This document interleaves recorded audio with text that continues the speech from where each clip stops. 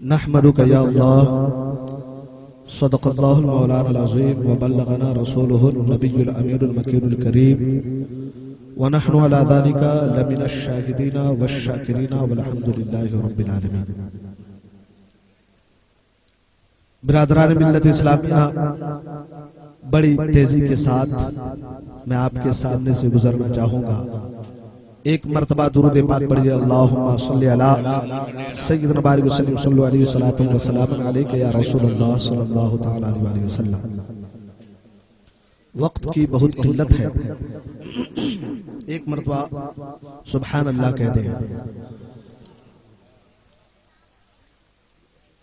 رب تبارک و تعالی نے اس دنیا پر بے شمار رہنماؤں کو بھیجا۔ اسی دھرتی پر حضرت آدم علیہ السلام تشریف لائے،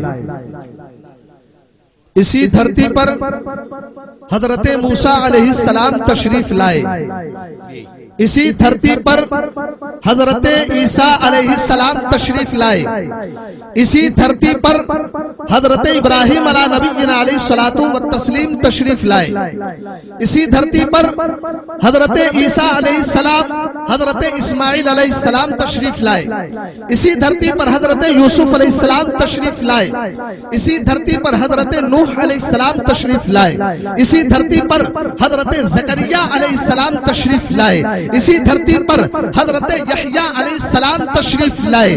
اور رب تبارک و تعالی کا مقصد بھی یہی تھا کہ پیغمبران اعظام کو بھیجا جائے لوگوں کی راہ راست کے لیے۔ گویا کہ رب تبارک و تعالی نے حضرت آدم علیہ السلام کو اس دنیا میں بھیجا انسانوں کو پھیلانے کے لیے۔ رب تبارک و تعالی نے موسیٰ علیہ السلام کو اس دھرتی پر بھیجا لوگوں کو راہ راست پر لانے کے لیے۔ رب تبارک و تعالی نے حضرت عیسیٰ علیہ السلام کو اس دھرتی پر بھیجا لوگوں کو سیدھی راہ دکھانے کے لیے، لوگوں کو سیدھی راہ دکھانے کے لیے۔ رب تبارک و تعالی نے حضرت یحییٰ علیہ السلام کو بھیجا لوگوں کو سیدھی راہ پر چلانے کے لیے۔ رب تبارک و تعالی نے حضرت زکریا علیہ السلام کو بھیجا لوگوں کو راہ راست پر لانے کے لیے۔ کم و بیش رب تبارک و تعالی نے 1,24,000 پیغمبران اعظام کو اس دنیا میں مبعوث فرمایا۔ اور جب باری آئی مدینے کے تاجدار کی، جب باری آئی نائب پروردگار کی، جب باری آئی آمینہ کے لال کی، جب باری آئی محمد الرسول اللہ کی، جب رب تبارک و تعالی نے نبی آخر الزماں کو اس دھرتی پر مبعوث فرمایا تو گویا کہ سارے عالم میں یہ اعلان کر دیا ولیکن رسول اللہ و خاتم النبیین۔ اے لوگوں سنو سنو، اے میرے بندوں سنو سنو، اب اس نبی کے بعد کوئی دوسرا نبی جانے والے نہیں ہے۔ یہ نبی جو ہے آخری نبی ہے۔ اس نبی کے بعد جو ہے نبوت کے دروازے کو بند کر دیا ہے، بند کر دیا گیا ہے۔ لہٰذا ان کے بعد اب کوئی رسول جانے والے نہیں ہے، اب کوئی نبی جانے والے نہیں ہے۔ جیسے ہی رب تبارک و تعالیٰ کا یہ اعلان شیطان نے سنا تو مسرت و شادمانی کا گہوارہ لٹانے لگا، خوشیاں منانے لگا اور اپنے چیلوں کو بلایا، اے چیلو ادھر آؤ۔ اور رب تبارک و تعالیٰ کے اعلان تم لوگوں نے سنا ہے، رب تبارک و تعالیٰ نے یہ اعلان کیا ہے ولیکن رسول اللہ و خاتم النبیین۔ اب اس نبی کے بعد جو ہے محمد الرسول اللہ کے بعد جو ہے کوئی نبی آنے والے نہیں ہے، کوئی پیغمبر آنے والے نہیں ہے۔ آدم نہیں آئیں گے، موسیٰ نہیں آئیں گے، عیسیٰ نہیں آئیں گے، یحییٰ نہیں آئیں گے، یوسف نہیں آئیں گے، زکریا نہیں آئیں گے، نوح نہیں آئیں گے، ہود نہیں آئیں گے۔ اب کوئی نبی آنے والے نہیں ہے۔ چلو چلو، اب رب تبارک و تعالیٰ کے بندوں کو بہکانے میں آسانی ہوگی۔ جیسے جیسے مسرت و شادمانی کا گہوارہ شیطان لٹا رہا تھا، خوشیاں منا رہا تھا، رب تبارک و تعالیٰ کا دریائے رحمت جوش میں آیا اور یہ اعلان کیا، اے شیطانو، اے ابلیسو، مسرت و شادمانی کا گہوارہ نہ لٹاؤ۔ ارے اب تک تو میں نے آدم کو بھیجا تھا، نبوت کے دروازے کھلے ہوئے تھے تو میں نے آدم کو بھیجا تھا، نبوت کے دروازے کھلے تھے تو ابراہیم کو بھیجا تھا، نبوت کے دروازے کھلے تھے تو اسماعیل کو بھیجا تھا، نبوت کے دروازے کھلے تھے تو موسیٰ کو بھیجا تھا، نبوت کے دروازے کھلے تھے تو عیسیٰ کو بھیجا تھا اور آخر میں محمد الرسول اللہ کو بھیجا۔ لیکن سنو، اب تو کر دیے گئے ہیں تو سن لو، آدم نہیں جائیں گے بلکہ مرتبہ آدم بن کر کے غوث اعظم جائیں گے۔ اب موسیٰ نہیں جائیں گے مرتبہ موسیٰ بن کر کے غریب نواز جائیں گے۔ اب ابراہیم نہیں جائیں گے مرتبہ ابراہیم بن کر کے صابر کلیمی جائیں گے۔ سن لو، اب یحییٰ نہیں جائیں گے مرتبہ یحییٰ بن کر کے سرکار ملت جائیں گے۔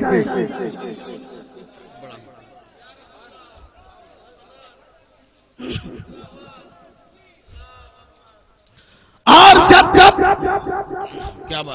ذکر رسول سے روکا جائے گا، میلاد رسول سے منع کیا جائے گا، خواجہ غریب نواز منانے کے لیے جب روکا جائے گا تو ایسے عالم میں بریلی کے تاجدار امام احمد رضا خان جائیں گے، ایسے عالم میں اڑیسہ کے مجاہد ملت جائیں گے۔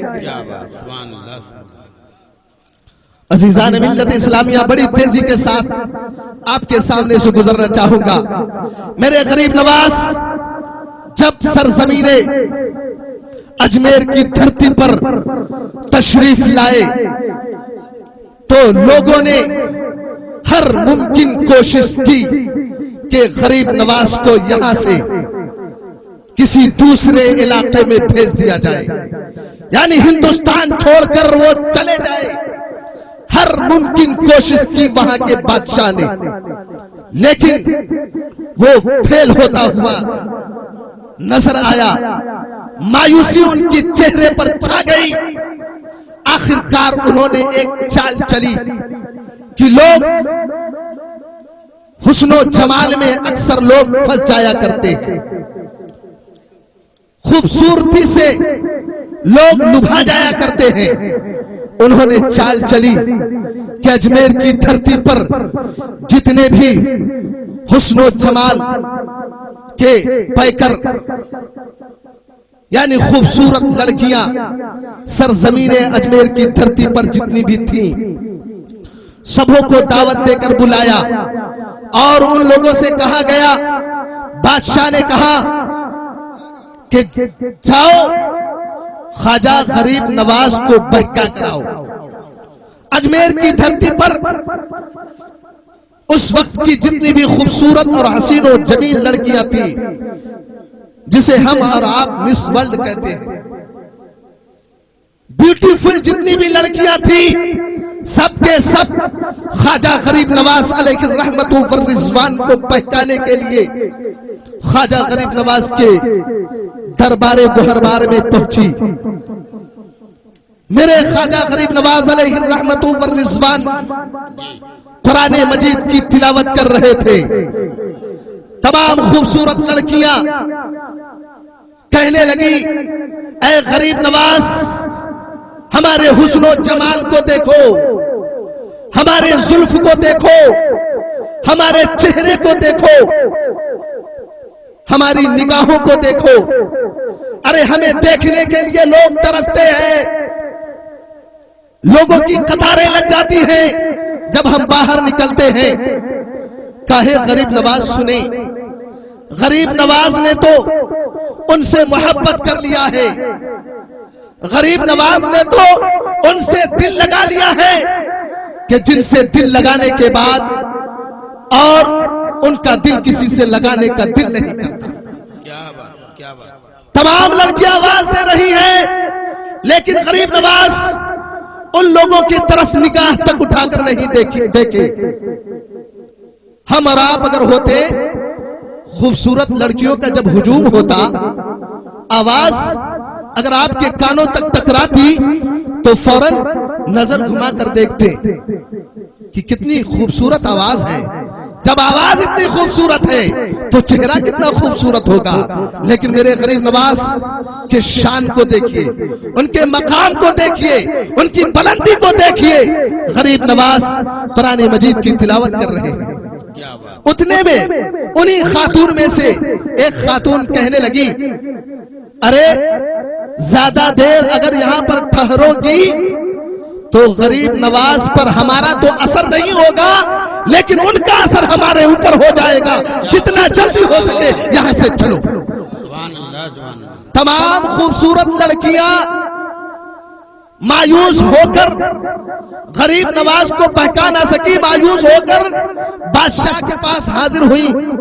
بادشاہ نے سمجھا کہ اتنی لڑکیوں کو بھیجا، ضرور کسی نے کسی ایک کے حسن میں غریب نواز پاگل ہو گئے ہوں گے، دیوانہ ہو گئے ہوں گے، مستانہ ہو گئے ہوں گے، اور انہیں جو ہے اسی جرم میں جو ہے شہر بدر کر دیا جائے گا۔ لیکن جب خاتون سے پوچھا گیا کیا بات ہے، غریب نواز کو بہکا دیے ہو، بہکانے میں کامیابی ہوئی ہے یا نہیں؟ تمام خواتین کہنے لگی ارے ہم بچ گئے، یہی بہت بڑی بات ہے، تھوڑی دیر اگر رک جاتے تو ہم سب کے سب جو ہے ایمان لے آتے، ہم سب لوگ ان کے دیوانے ہو جاتے۔ انہوں نے جو کلام کیا، انہوں نے جو قرآن کی تلاوت کیا، ہم لوگوں کے کانوں میں آواز آ رہی تھی، اگر زیادہ دیر ہم لوگ رکتے تو ان کے دیوانے ہو جاتے۔ بادشاہ کے چہرے پر مایوسی چھا گئی، اتنے میں ان کی حسین و جمیل خوبصورت لڑکی، ان کی بیٹی آواز دیتی ابا جان آپ فکر نہ کریں، آپ مایوس نہ ہو، میرے حسن و جمال کا پیکر تو جب غریب نواز دیکھیں گے تو ضرور وہ دیوانہ ہو جائیں گے، وہ پاگل ہو جائیں گے۔ بادشاہ کی بیٹی ان تمام لڑکیوں سے زیادہ خوبصورت تھی، اپنے آپ کو سنوارا، خوبصورت تو ایسے ہی تھی، پھر انہوں نے اپنے آپ کو سنوارا، لباس پہنا، ایسی لباس جو کہ ایک دم پتلا پہن کر نکلی۔ بادشاہ کی لڑکی جب اپنے گھر کے چھت پر جب گھوما کرتی تھی تو لڑکے جو ہے یہ خواہش کیا کرتے تھے کہ کب بادشاہ کی لڑکی جو ہے چھت کے اوپر آئے، ایک جھلک دکھ جائے۔ اس کی خوبصورتی ہی اتنی تھی کہ لوگ پاگل ہو جایا کرتے تھے، لوگ دیوانہ ہو جایا کرتے تھے۔ انہوں نے اپنی خوبصورتی کا لوہا اس دور میں منوایا، اسی لیے انہیں یہ گھمنڈ تھا، یہ فخر تھا کہ میں غریب نواز کے بارگاہ میں جاؤں گی اور غریب نواز مجھے دیکھ کر دیوانہ ہو جائیں گے، مجھے دیکھ کر عاشق ہو جائیں گے، مجھے دیکھ کر مچل جائیں گے۔ اسی لیے وہ فاخرانہ لباس پہن کر غریب نواز کے بارگاہ میں حاضر ہوئی اور کہنے لگی اے غریب نواز، تمام لڑکیاں آئی تھی لیکن ان کو تو تم نے نہیں دیکھا تھا، میں تو ان تمام لڑکیوں سے بھی زیادہ خوبصورت ہوں، میں تو ان تمام لڑکیوں سے بھی زیادہ حسین و جمیل ہوں، میرا چہرہ لاجواب ہے، میری زلف لاجواب ہے، میری نگاہیں لاجواب ہے، میرا پورا بدن لاجواب ہے، مجھے دیکھنے کے لیے لوگ قطار کے قطار لگائے ہوئے رہتے ہیں۔ اے غریب نواز میری خوبصورتی کو دیکھ لو، میرے حسن و جمال کو دیکھ لو، میری نظر کو دیکھ لو، میری زلف کو دیکھ لو۔ غریب نواز جو ہے اپنے نظر کو جو ہے نیچے رکھتے ہیں اور قرآن کی تلاوت کر رہے ہیں۔ غریب نواز نے کہا کہ ارے میں تو اس کا دیوانہ ہو گیا ہوں جس کا دیوانہ ہونے کے بعد کسی کا اور دیوانہ ہونے کا دل نہیں کرتا ہے۔ میں نے ان کے چہرے کو دیکھا ہے، میں نے ان کا دیدار کیا ہے، جن کا دیدار چاند نے کیا تو چاند بھی شرما گیا ہے، جن کا دیدار سورج نے کیا ہے تو سورج بھی شرما گیا ہے، جن کا دیدار ستاروں نے کیا ہے تو ستارے بھی شرما گئے ہیں، جن کا دیدار ایک سے ایک حسن و جمال رکھنے والوں نے کیا ہے تو وہ لوگ بھی شرما گئے ہیں۔ اب ان کے بعد میرا دل کسی کو بھی دیکھنے کا دل نہیں کرتا۔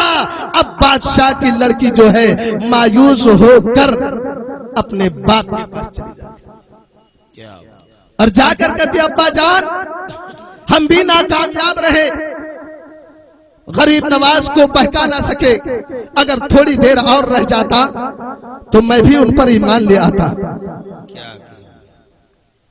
غریب نواز کو بہکانے کے لیے ہر ممکن کوشش کی جانے لگی۔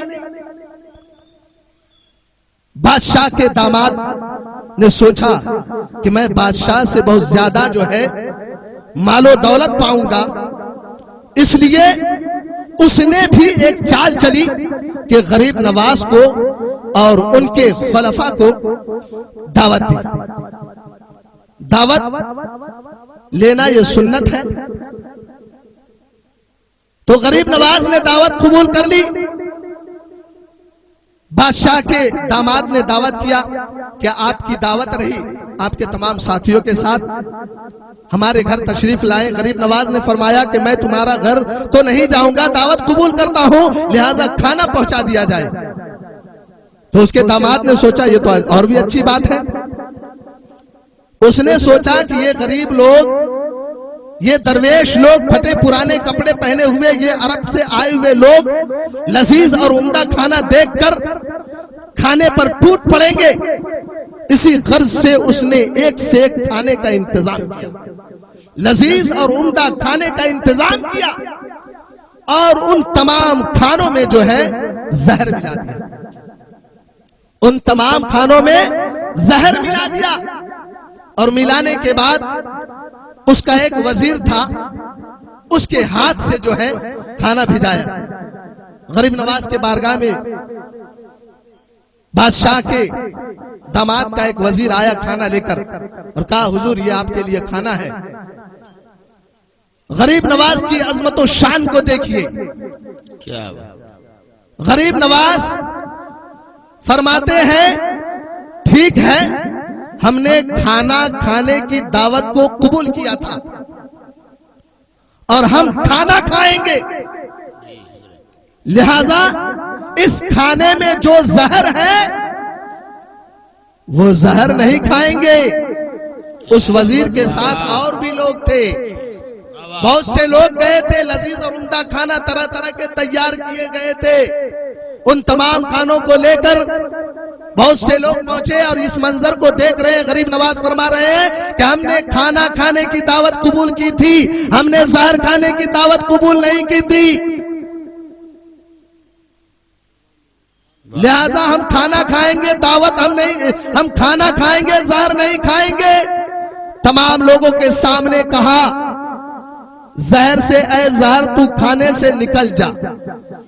غریب نواز نے جو ہی حکم دیا کھانے سے زہر اپنے اپنے باہر اچھل اچھل کر نکلنے لگا. غریب نواز نے فرمایا اے لوگوں سنو سنو, ہم نے کھانا کھانے کی دعوت قبول کی تھی, کھانا ہم کھائیں گے, اور یہ زہر جو ہے جو تمہیں دے کر بھیجا ہے وہ زہر وہ کھائے گا. کیا کہنا. تمام لوگوں نے سنا کہ غریب نواز نے فرمایا کھانا ہم کھائیں گے, زہر وہ کھائیں گے جنہوں نے کھانا کو بھیجا ہے. کیا تمام واقعات آ کر غریب نواز کے جو واقعات وہاں پر ہوئے تھے, تمام واقعات جو ہے بادشاہ کے داماد کو سنایا گیا. وہ حیران و ششدر ہو گیا, تعجب میں پڑ گیا. کھانے میں زہر تو نظر نہیں آ رہا تھا, آخرکار انہوں نے کیسے دیکھا؟ ارے جو اللہ کا ولی ہوتا ہے وہ لوح محفوظ کا دیدار کیا کرتا ہے, تو پھر تھالی میں کیا اسے کیوں نہیں دیکھ سکتا؟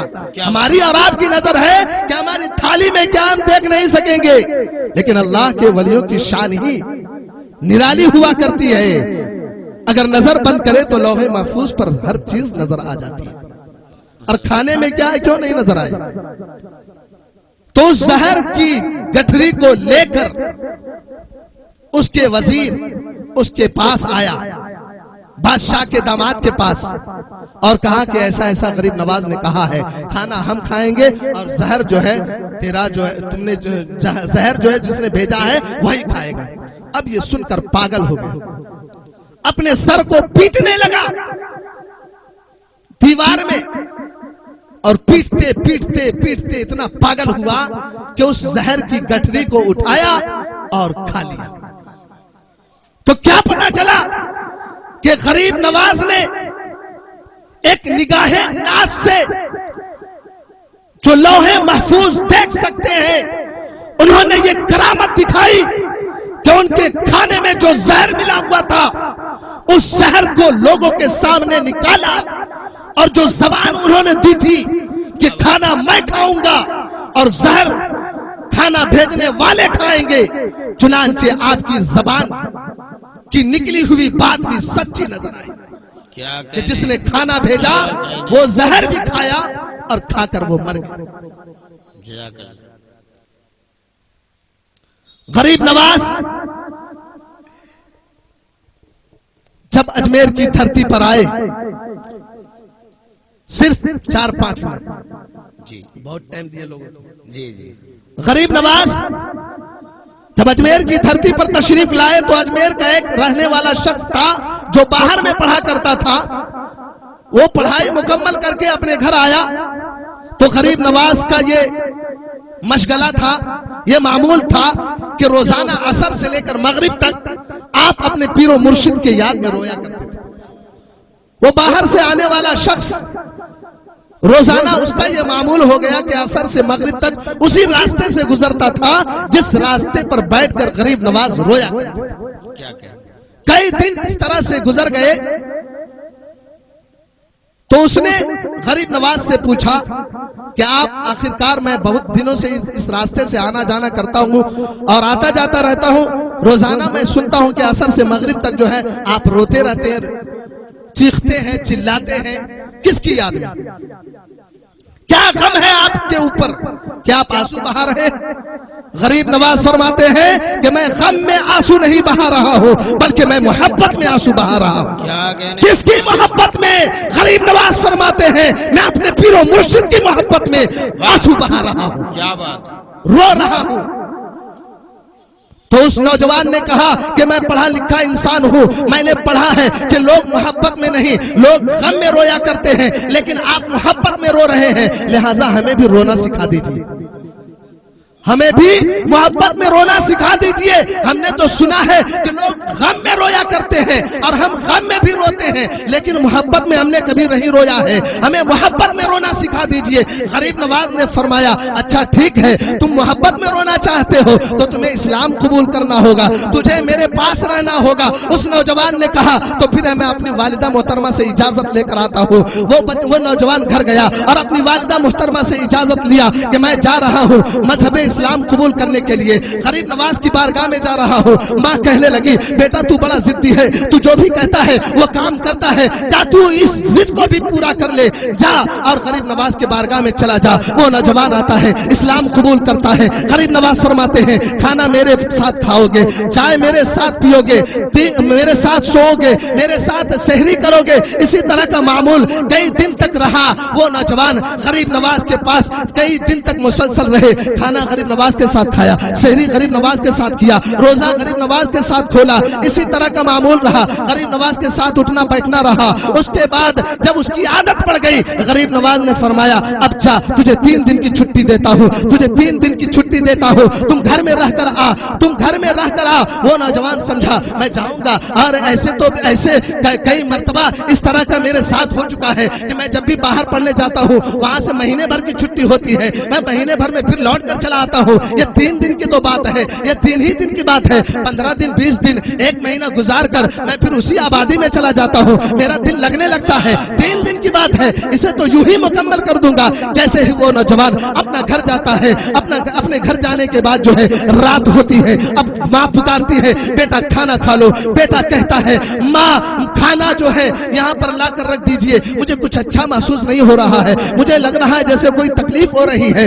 ماں کھانا پروس دیتی ہے اور وہ نوجوان سوچتا رہتا ہے کیسے کھاؤں۔ غریب نواز کے ساتھ چونکہ اس نے کھایا تھا، غریب نواز کے ساتھ چونکہ اس کا معمول یہ بن چکا تھا کہ غریب نواز کے ساتھ اٹھنا بیٹھنا ہوتا تھا، غریب نواز کے ساتھ کھانا پینا ہوا کرتا تھا، غریب نواز کے ساتھ سحری کیا کرتا تھا، غریب نواز کے ساتھ سویا کرتا تھا۔ اب اس کا معمول بن چکا تھا، اب اس کا دل نہیں لگ رہا ہے کھانا کھانے میں۔